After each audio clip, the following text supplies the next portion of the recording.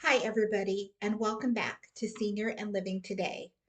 The last time we got together, we talked about the scams that were out there, and we had talked about that before. There was a list of new ones, and I told you at that time it was not all inclusive, that there were more things to add to the list. So today, I guess we have Scammers 3.0. So, what we're going to talk about today is some more scams that I didn't get to mention on the last one, just to keep us or try to keep us one step ahead of the scammers. So, the first item on my list today is charity scams. We've all heard about charity scams, and really, it isn't necessarily the charity that is the scam. The scam is people pretending to work for or represent that charity. For example, we're calling from the fire department fundraising, yada, yada, yada. There probably is a fire department fundraising entity, but the person calling you is not from that entity, not representing them. Where they want you to send their money, your money, is not to that entity, it's to them. So when I say charity scams, that's what I mean by that. There are lots of charities out there that are legitimate. My advice to you would be, if you want to contribute to a charity, don't contribute to it when they contact you. If you want to contribute, you contact them. That way, you know who you're talking to is legitimate. You know where the funds are supposed to go, how they're supposed to get there, um, whether your tax donation receipt is coming, because you'll be giving your address and phone number to people. So you want to initiate that. So that would be my advice regarding the charities that are out there and why they're called charity scams. They're not always what they appear to be. They're assuming another charity's identity. Next on the list is the puppy scams. So we all love puppies and we all, want to rescue a puppy or a cat or whatever that is.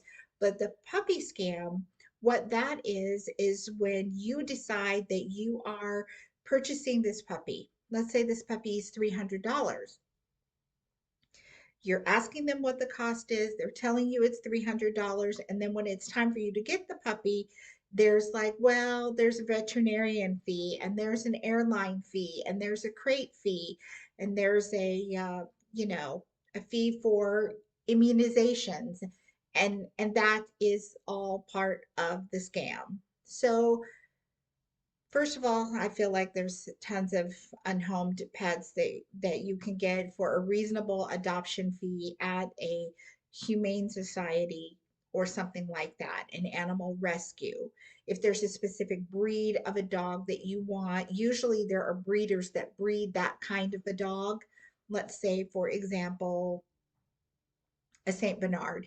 You can call a St. Bernard rescue or a St. Bernard breeder, and while a purebred show dog might be $3,000 and a purebred not going to be show dog might be $1,000, a purebred mismarked dog that they don't think is show ready will be the same amount as a humane society dog. So you can get the breed you want for an affordable price without going through the scam. So keep that in mind. Last on the list is the mailbox and check scammers. I'm going to lump that all into one. So, what people are finding, what you're hearing about on the news, is their mailboxes are being broken into. That includes the post office mailbox, the big blue ones that are out front in front of the mailbox. We're having a rash of that where I live.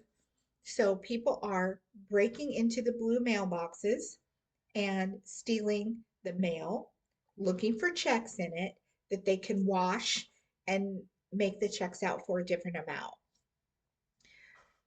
So the caution is putting checks in your mailbox, putting checks in the blue mailboxes in front of a post office. They recommend now if you have a check that needs to be mailed, that you go to the post office, go into the post office, and mail it inside the post office.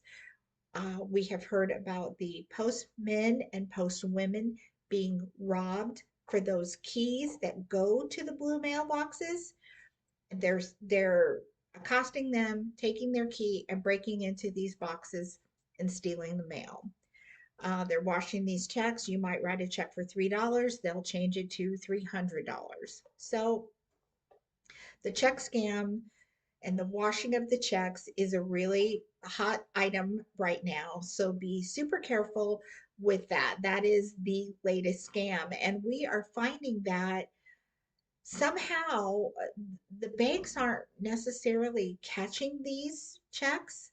I don't know if it's because people are depositing checks through the ATM machine or what it is, but the checks are being cashed and, and then you're out that amount of money. So be very careful with how you send your checks out, how you give your checks to a vendor or a person, either hand it to them or take it into the post office to mail it. Of course, this is not an all-inclusive list of all the scams that are out there. There's plenty. If you know of more that I need to talk about, put them in the comments below and I will make sure to do that. Thank you for watching today. Share the information. Look out for each other. Don't forget to visit our website, Senior and Living Today. There are more useful tips there. And I will see you next time, right here on Senior and Living Today. Bye.